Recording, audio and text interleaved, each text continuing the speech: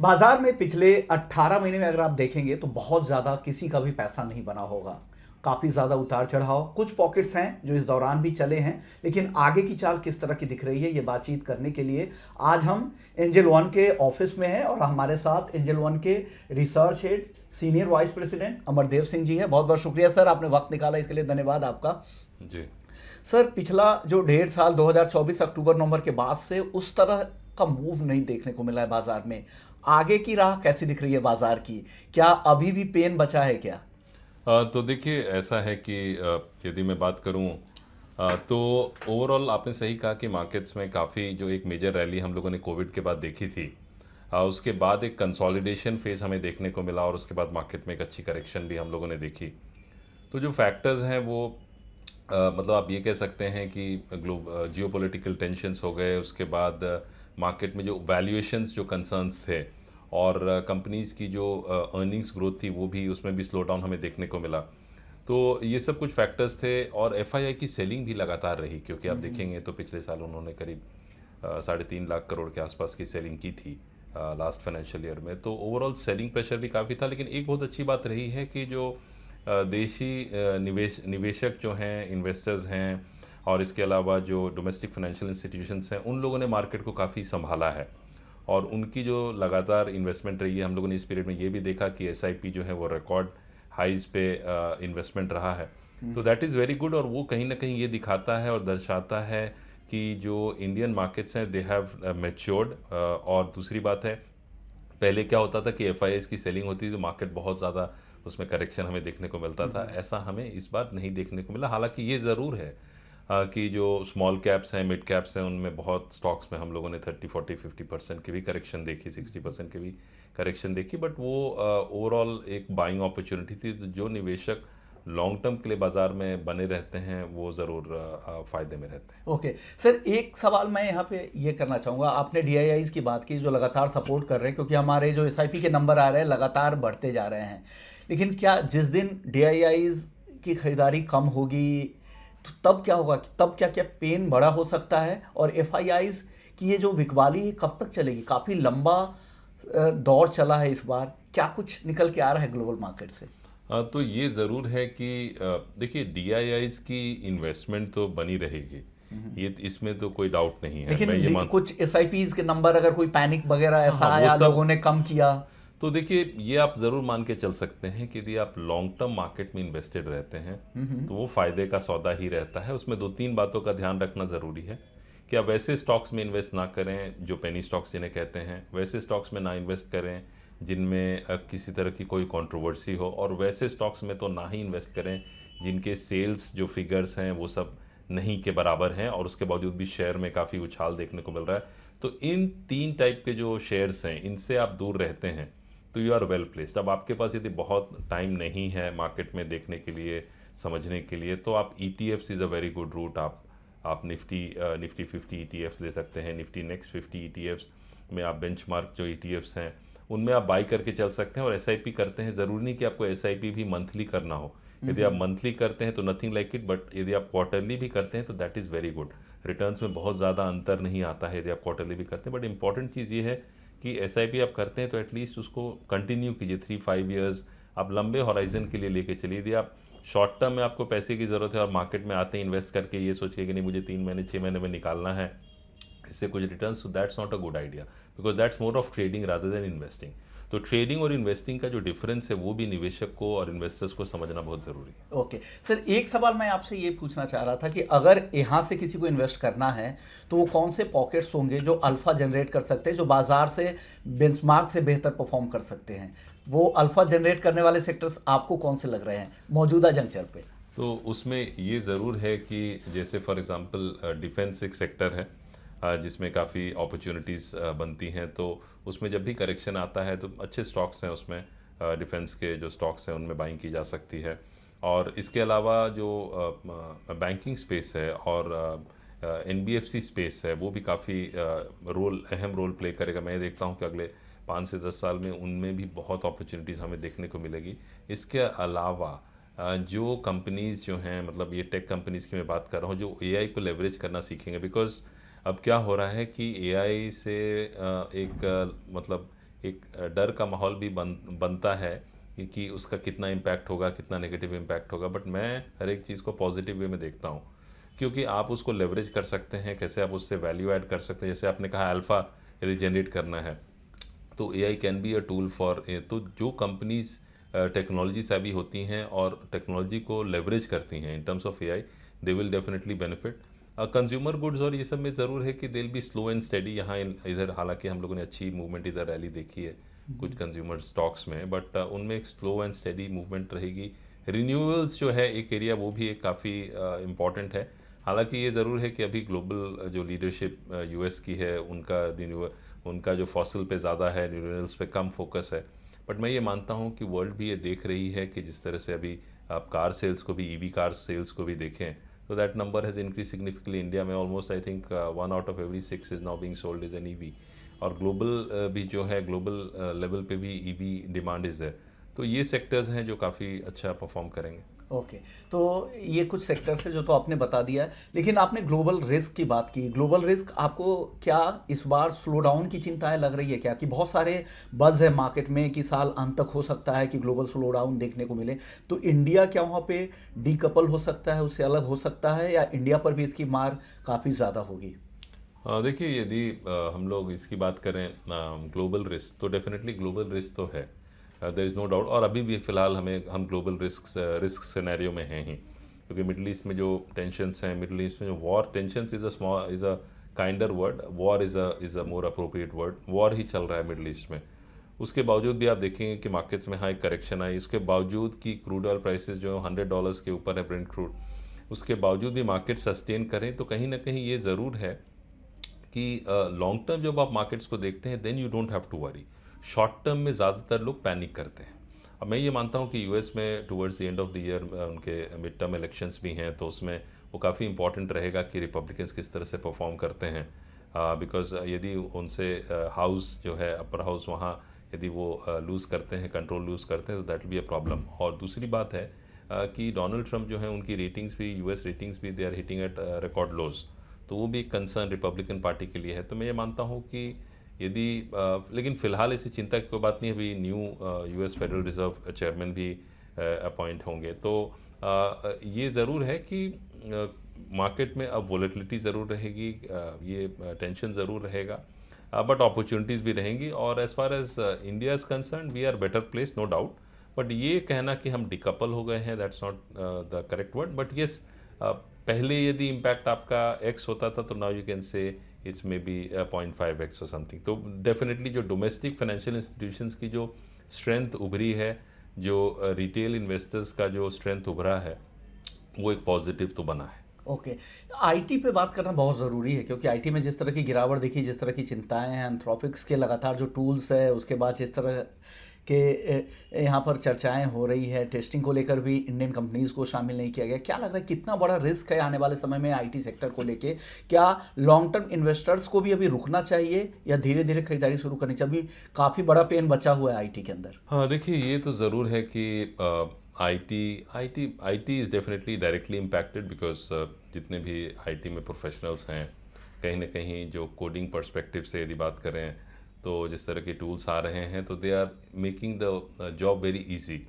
और जो non tech background वाले लोग हैं, वो भी काफ़ी हद तक कंट्रीब्यूट कर पा रहे हैं। तो इसमें तो कोई दो मत है ही नहीं, कोई डाउट है ही नहीं कि एक मेजर टेक्टोनिक शिफ्ट जो हमें देखने को मिल रहा है, वो आईटी स्पेस में डायरेक्टली हमें देखने को मिल रहा है। बट तो उसमें ये इंपॉर्टेंट बात होती है कि जो आईटी कंपनीज इसको एब्जॉर्ब कर सकेंगे, इसको लेवरेज कर सकेंगे एआई को। बिकॉज ऐसा है नहीं कि जितनी भी कंपनीज हैं दुनिया की, वो सब एआई में एक्सपर्ट हो जाएंगी और सब कुछ वो खुद करेंगी, नहीं। ये ज़रूर है कि they will outsource their work to companies who understand and leverage AI. तो आईटी सेक्टर को एक इम्पैक्ट तो हमें देखने को, री रेटिंग तो हुआ है, जो हम लोगों ने प्राइस में भी देखा है कि आने वाले वर्षों में जो आईटी कंपनीज अब फोकस करती हैं, because R&D research is also something which is very important for IT companies, वहाँ हम लोग का एक लैकिंग ज़रूर है। क्योंकि जितनी भी ये सब कंपनीज हैं जो आज लीडिंग एज में हैं, जो सिलिकॉन वैली बेस्ड हैं, वहाँ ऐसा तो नहीं है कि इंडियन जो कंपनीज हैं वो वहाँ नहीं थी, तो वो क्यों नहीं ये सब कंपनीज में उन लोगों ने इन्वेस्ट किया, जो उन लोगों ने इतना हज़ारों करोड़ का बायबैक किया। यदि उनकी कुछ इन्वेस्टमेंट्स इन न्यू एज और फ्रंटियर टेक्नोलॉजी कंपनीज में रहती तो things would have been quite different for this IT companies and for us as well.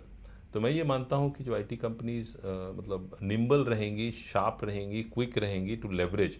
और देखिए ऐसा ये ज़रूर है कि आपने सपोज़ किसी समय में उसका बेनिफिट नहीं उठाया, बट आपके पास अभी अपॉर्चुनिटी है और आप लेवरेज कर सकते हैं, स्किल्स को एनहांस कर सकते हैं, तो वो सब IT companies will be better prepared to face the challenges definitely there, no doubt about it. जो खुद को समय के साथ बदल रही हैं और नए इन्वेस्टमेंट एआई की तरफ कर रही हैं, उनको तो ज़्यादा दिक्कत नहीं है, बाकी कंपनियों के लिए चैलेंजेस रहेगा। ज़रूर। और ये हम आईटी कंपनीज में देखते हैं कि कैश रिच कंपनियां हैं, लगातार से बायबैक पे फोकस करती है, आरएनडी पे कम और उस तरह के नए अपॉर्चुनिटीज़ पे ध्यान कम उनका रहता है। क्या वो एक बड़ा रिस्क भी हुआ है? ऐसे रिस्क भरे माहौल में आईटी में अगर कुछ नाम जहां मौके हैं, लॉन्ग टर्म में आपको अच्छी अपॉर्चुनिटीज़ दिख रही है इंडियन आईटी कंपनी में, चाहे वो मिड साइज की हो, स्मॉल साइज की हो, जहां आपको लग रहा है रिस्क कम, रिवॉर्ड ज़्यादा मिल सकता है, कुछ आईटी नाम अगर आप बता पाए तो ज़्यादा बेहतर है लॉन्ग टर्म के प्लेयर्स के लिए। तो इसमें देखिए स्टॉक्स में जैसे परसिस्टेंट टेक्नोलॉजी काफ़ी अच्छा एक कंपनी है from a longer term perspective, उसमें करेक्शन होता है तो एक बाइंग अपॉर्चुनिटी बन सकती है। स्टॉक एसआईपी भी लोग कर सकते हैं। Tech Mahindra is also well placed in that sense, they are also working towards it.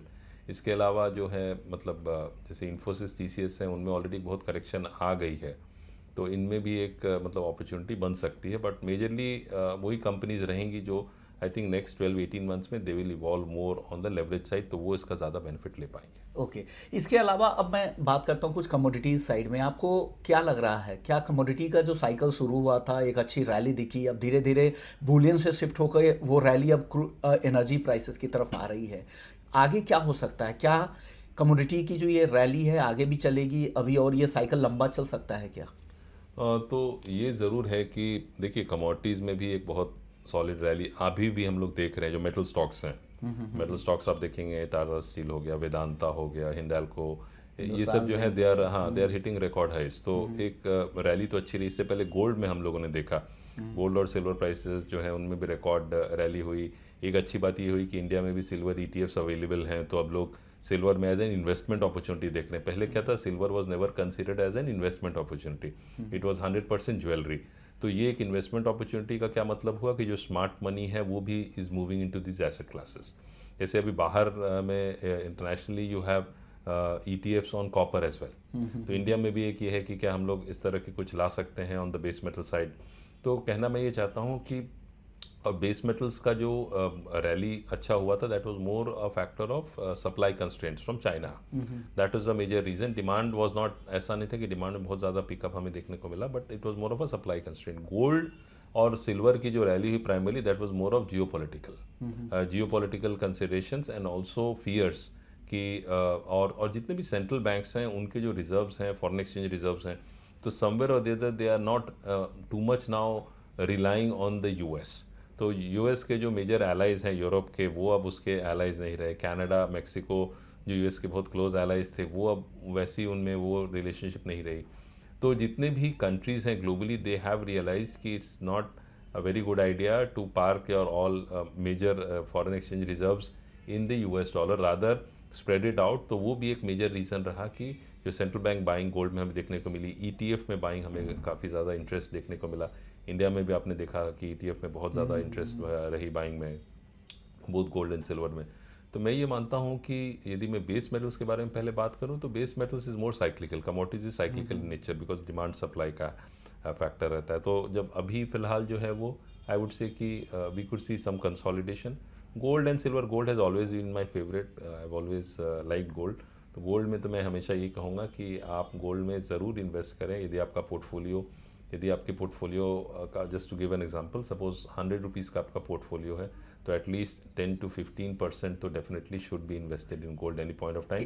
तो रेगुलर आप उसमें इन्वेस्टमेंट जरूर करें। 85% कहाँ इन्वेस्ट करें? अगर मुझे आपने 10 to 15% तो बोल कह दिया कि गोल्ड के लिए, बाकी 85% क्या कुछ कैश भी बचा के रखना है?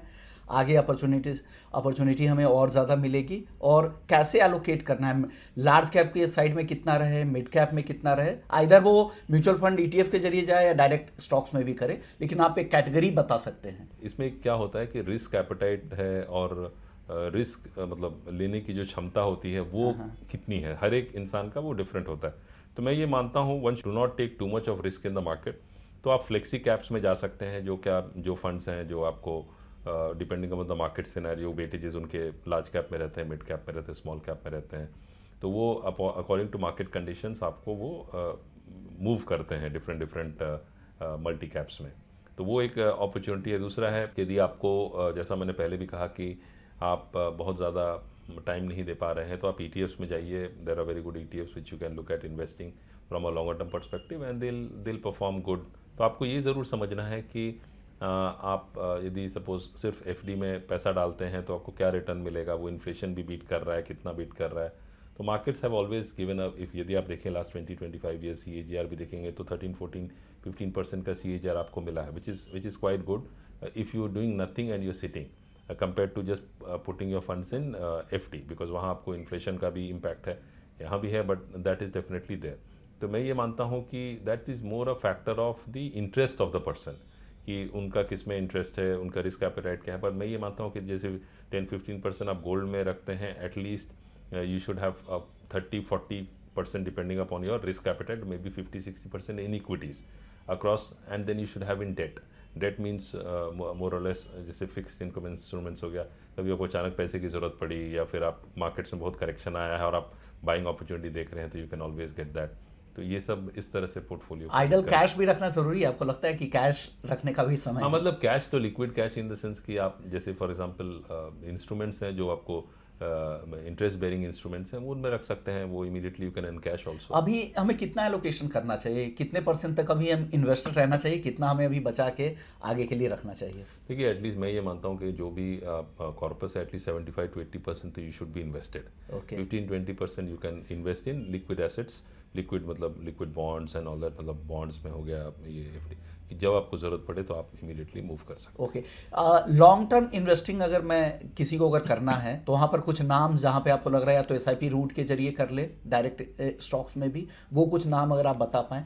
देखिए नाम तो बहुत हैं बट उसमें मेन चैलेंज ये होता है कि जब आप स्टॉक्स में इन्वेस्ट करते हैं तो you have to be very clear कि आप एक पोर्टफोलियो बिल्ड कर रहे हैं। और वो पोर्टफोलियो को फिर आपको ये देखना होगा कि वो पोर्टफोलियो में आपको इक्वल वेटेजेस में आपको इन्वेस्ट करना होगा, क्योंकि आपने किसी में ज़्यादा कर दिया, किसी में कम कर दिया, और जिसमें कम किया है वो ज़्यादा अच्छा परफॉर्म किया और जिसमें ज़्यादा किया है उसने परफॉर्म नहीं किया। ज़्यादातर जो प्रॉब्लम और चैलेंजेस आती हैं वो ये सब रहती हैं। इसलिए मेरा ये सलाह रहेगा कि you should rather take the ETF route और यू शुड लुक ETF में पर्टिकुलर किसी खास नहीं, उसमें अलग अलग जैसे ETF से, जैसा मैंने आपको निफ्टी नेक्स्ट 50 के बारे में कहा, स्मॉल कैप 250 वगैरह भी ठीक है। हाँ, मतलब उसमें कर सकते हैं। फिर आप ये Sector टोटल ये जो निफ्टी मतलब NSE टोटल जो 750 स्टॉक्स का एक है टोटल रिटर्न्स, वो भी काफ़ी अच्छा है। तो मतलब there are many ETFs which you can look at. तो you can have sectoral ETFs also, जैसे फॉर एग्जांपल आप स्टॉक्स से रिलेटेड जो PSU बैंक्स हैं, PSU स्टॉक से रिलेटेड भी ETF है, वहाँ भी देख सकते हैं। बट मेरा ये मानना है कि मोर और less you should have a larger diversified base. तो उसमें क्या होगा, कुछ सेक्टर्स अच्छा नहीं भी करेंगे तो कुछ सेक्टर्स अच्छा करेंगे and then you have a better opportunity. Okay, large cap नाम जो आपको पसंद आ रहा हो, लग रहा है कि नहीं, जो लंबी अवधि के लिए खरीदना चाह रहे हैं, टुकड़ों में खरीदना चाह रहे हैं स्टैगर्ड तरीके से, उनके लिए अगर कुछ लार्ज कैप नाम अगर बता दें, लार्ज कैप स्टॉक्स की मैं बात करूँ, डायरेक्ट स्टॉक्स की। तो देखिए उसमें एक टाटा मोटर्स तो डेफिनेटली एक अच्छा स्टॉक है जिसमें लॉन्ग टर्म बेट के लिए, from a longer term perspective के लिए उसमें जब भी करेक्शन आए तो एक बाइंग अपॉर्चुनिटी बन सकती है। हाँ, ज़रूर उनको challenges they have been facing, but recently उनके जो मॉडल्स आए हैं they have picked up quite well. तो वो देख सकते हैं। कंज्यूमर गुड्स में नेस्ले इज़ वन। अभी उसमें एक अच्छी रैली भी हम लोग देख रहे हैं, ट्रेडिंग एट रिकॉर्ड हाइज। इस लेवल पे तो मैं नहीं इन्वेस्ट करने बोलूँगा, but that's a strong stock from a longer term perspective. इसके अलावा फार्मा स्पेस है, फार्मा स्पेस में भी देख सकते हैं, जैसे doctor Reddy's is one good stock. IT में देख सकते हैं, जैसे मैंने परसिस्टेंट कहा। तो ये सब कुछ स्टॉक्स हैं जिन बैंक्स में कुछ पसंद आ रहे हैं आपको, लग रहा है कि नहीं? देखिए बैंक्स में Axis Bank is there, Kotak Mahindra Bank is there, HDFC bank is also one good, but it's not delivered honestly. यदि आप देखिए कुछ साल में तो HDFC बैंक ने डिलीवर नहीं किया, तो एक पॉसिबिलिटी बन सकती है कि यहाँ से बहुत ज़्यादा उसमें करेक्शन नहीं हो तो कोई बाइंग करके चलना चाह सकते हैं, तो HDFC बैंक में भी एट द करंट लेवल्स देख सकते हैं। आखिरी सवाल, अभी मौजूदा माहौल में इस जंक्चर पर आपको बाजार में सबसे बड़ा रिस्क क्या लगता है और अपॉर्चुनिटी क्या है इस बाजार में अभी?